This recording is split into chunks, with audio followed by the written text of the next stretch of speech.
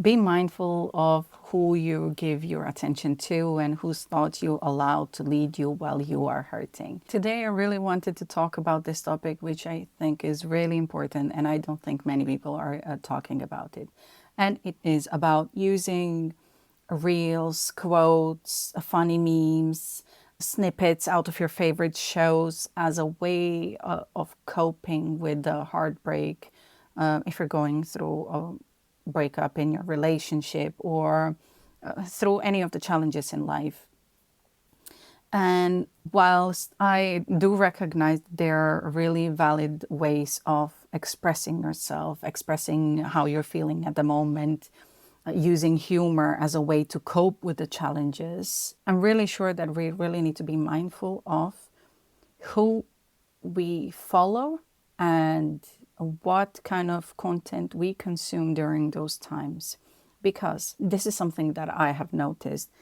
Because during those times when you are really, really vulnerable, it opens, it makes up for a breeding ground. It makes for the fertile ground for seeds of hatred to grow, opens the doors to manipulation, and it opens you to being your pain to be used for a specific agenda.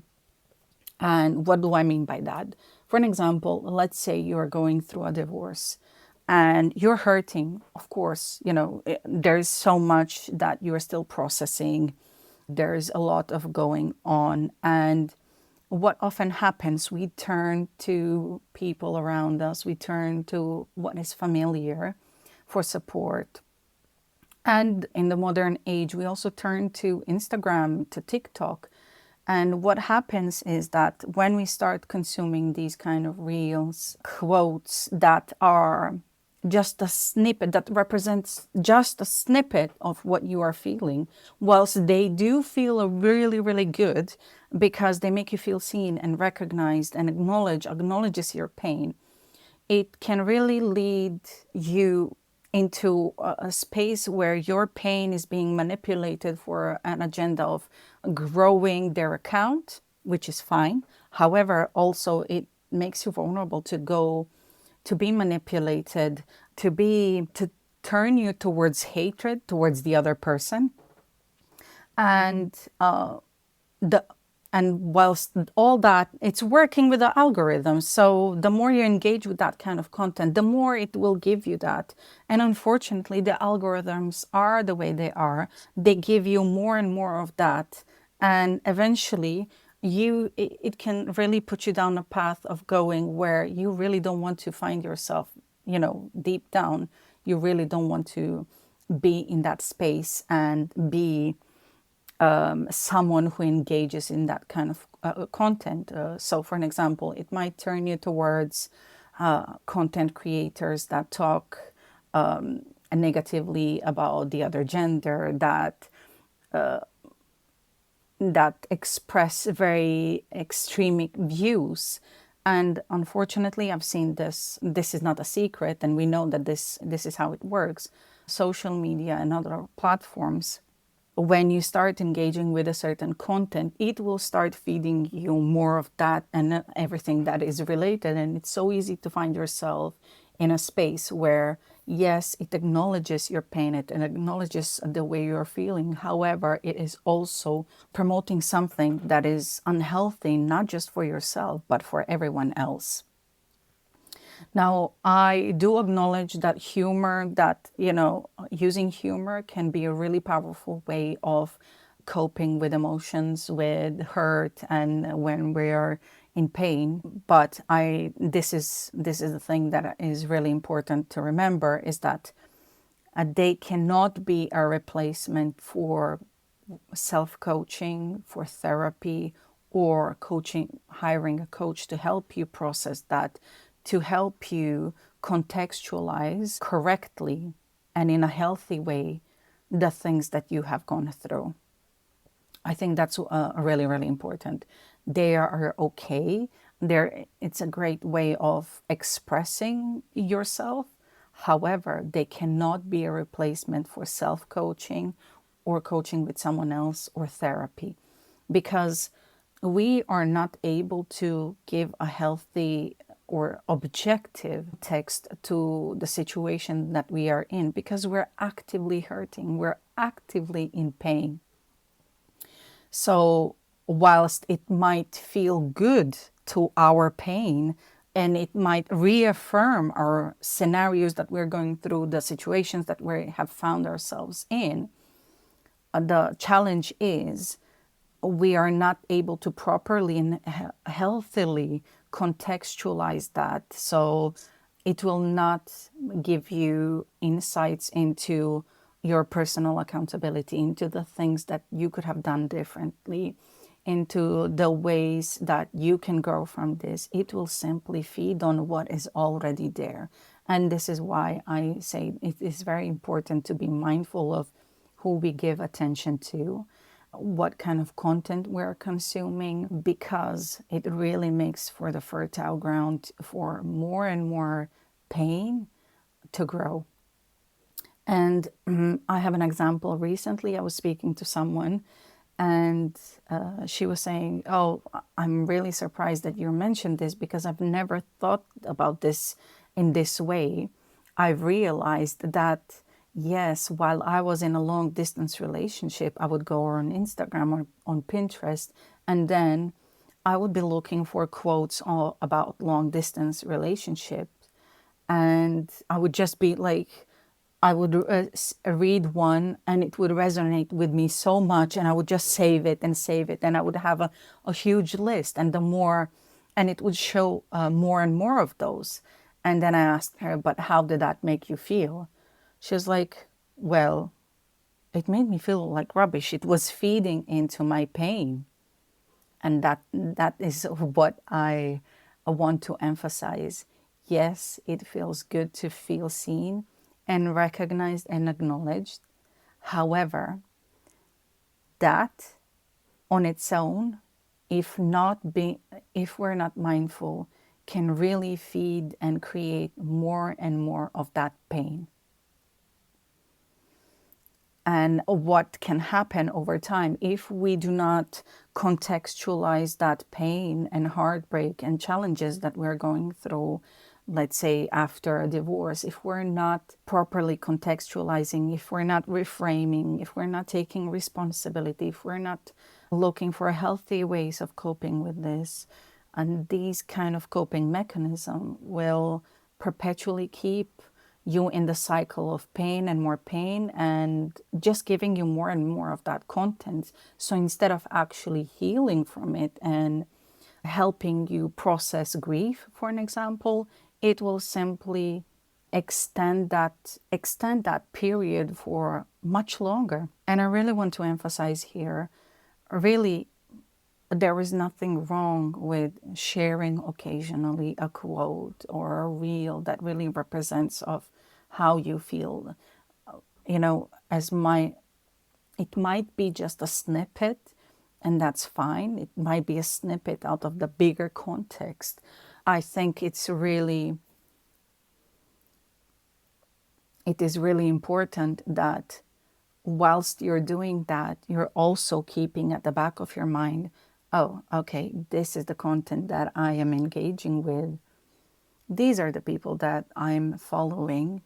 It is giving me this, yes, recognition, but I also have to be very mindful to skip, to follow different perspectives, to follow different accounts that give me a different way of looking at this, so that you are not becoming a victim, quote unquote, of the algorithm. And I think one of the reasons why I find this really important and why I wanted to say is because I've recently noticed someone who is going through a very difficult period in their lives, and they're grieving the relationship that they've had. And I can recognize the pain. I see the reels that they share on their stories, and of course without judgment. And I see what they share on their stories. However, I can also see that this kind of engagement in this kind of content is simply feeding into the pain and creating division between them and the previous partner. It is opening the doors to hatred, and it is opening doors for them to be radicalized and put into a very extremist part and hateful part of that journey. And this is not what I would want for you or anyone else, as well as that person that I'm talking about. So I felt this was really important to talk about, and I haven't seen many people cover this. And I also want to mention, whilst quotes, little snippets from your favorite shows, memes, reels, they can be really powerful way, and they can be really harmless, nothing to it. However, they can also be used to cause more pain, to use your pain to feed into their own agenda. And there are lots of unscrupulous creators out there who will utilize that pain that you're feeling because they speak to it through their content to sell you courses, to radicalize you, to benefit or monetize off of you, without offering you a solution. And it's really important to mention here, I have nothing against of creators speaking about the pain, because that is marketing, of course. However, I think it's really important that they're also offering you solution that is not causing more hatred, more that your pain is not being used to radicalize you into movements that do not resonate with you, into movements that are hateful, or into movements that are hateful and cause destruction. It is important that those creators, even if they speak about pain, that they mention the ways that you can get out of that pain and overcome it, and how can you come into peace, because that is a really, really important aspect of this. So how do you help yourself when you're going through something like this? So you can find coaches who can help you. You can go to therapy. You can self-coach. There are all sorts of different resources that can help you through this. But also help yourself by really being intentional and mindful of who are you following, what accounts you're following, and observing what emotions are they constantly evoking from you.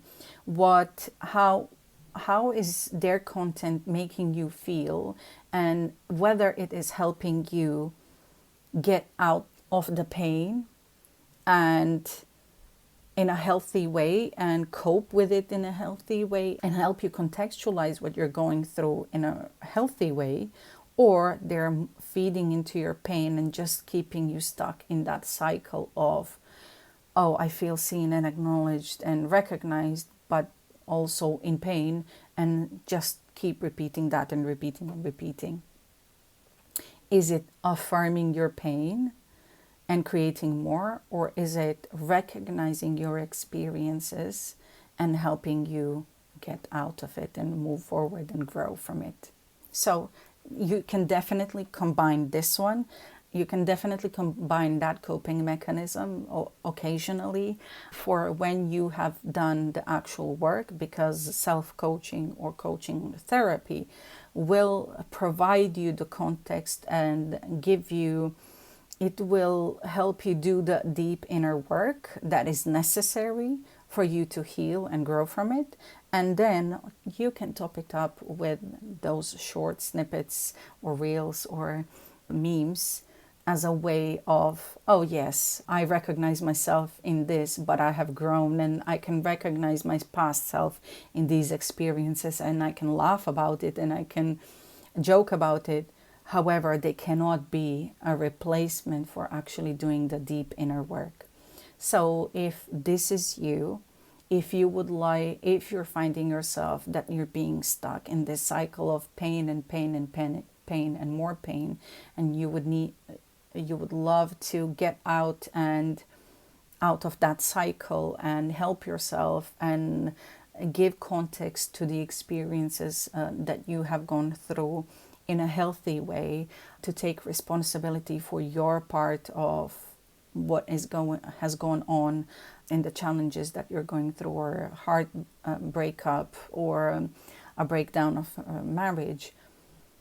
If you want to recognize how to stay at peace with your decisions and grieve through it and get on the other side, that you can move forward and start a new relationship or do things differently, then I invite you to check out my other content, reach out to me. I have different resources available, from free resources to sessions to longer packages. I am open to work out a payment plan that suits you, or find a coaching package or an agreement that works for both of us, where I feel properly compensated and you get help and support that you need and go through this. So please do reach out. I'm really open to making this as accessible service and offer and this work as accessible as possible to everyone. So if you see a pricing plan on my website, on my content, on my socials that seems out of reach to you, please do reach out, because I'm always happy to discuss and find ways that we can make it work for you.